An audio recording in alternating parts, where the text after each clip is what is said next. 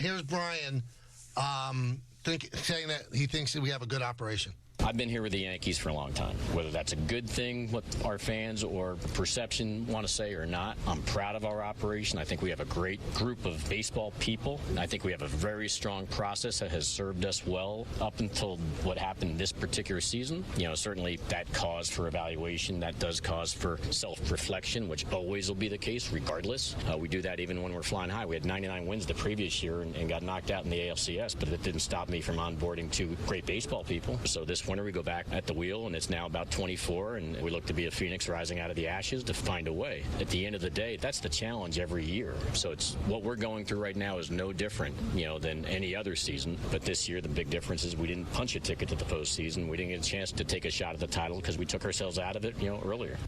Here is Brian saying that we are not analytically driven.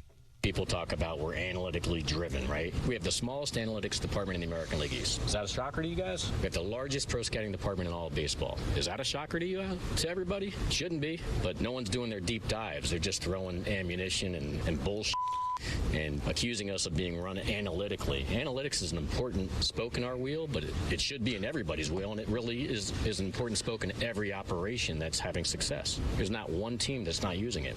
We're no different. But to be said we're guided by analytics as a driver, it's a lie. But that's what people want to say. I know I can't change that narrative. All I can continue to do is say bullshit, not true. But I will guarantee it's important, and we utilize it along with our pro scouting opinions, along with our amateur scouting opinions. And yes, sometimes we do better and sometimes we do worse with some of our decisions. Sometimes they don't work out, but that's also part of the process. And we've had obviously our fair share in the more recent 2 seasons that haven't worked out. Some of it because of injuries, but you can't. All right. So what they've done, what they've decided to do, if I can say, since the season ended, they stood against the ropes and took all the punches, covered up, and now they're coming out saying you're all wrong. We're right, and now they're throwing punches. They played a rope-a-dope.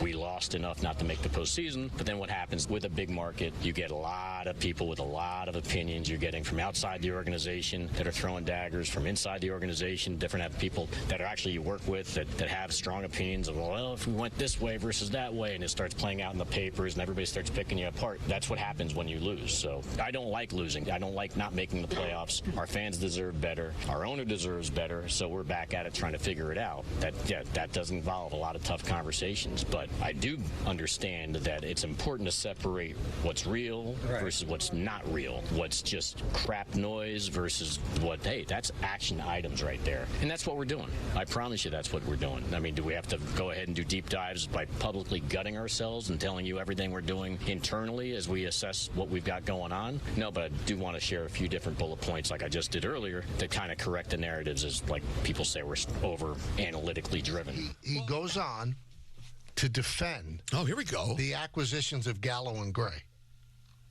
I get a kick out of like Joey Gallo gets named on, but since Joey Gallo left us, who's picked him up? 2 playoff teams. The Dodgers traded him for us, and then the Twins, who just made the playoffs. Or Sonny Gray. He's currently in the competition for a Cy Young Award, right? It's interesting how they get written about these players. I get it, because whether they can play in New York or not, which is always a difficult thing. I don't care what anybody says. It's not easy to determine who can. You have to make decisions, try to engage people. I feel like we got to adjudicate the Joey Gallo decision over and over again. We went all in. We were out of balance. We needed a left-handed bat. It was a very limited market. I had a guy that played with him on our roster at the time. Odor, hey man, what's he like? Can he play in New York? I think he'd be great here. He can handle it, blah, blah, blah. We do the cross-check. We talk to as many people as you can. You make a decision. Then you live with it. Didn't work out. But since that time, the Dodgers wanted them. And since that time, the Twins wanted them. So I get a kick out of how all of a sudden it's decisions about players that are really good Major League Baseball players or potentially, helpful Major League Baseball players, and that we're dumb for getting them, and other people, obviously, they're not dumb.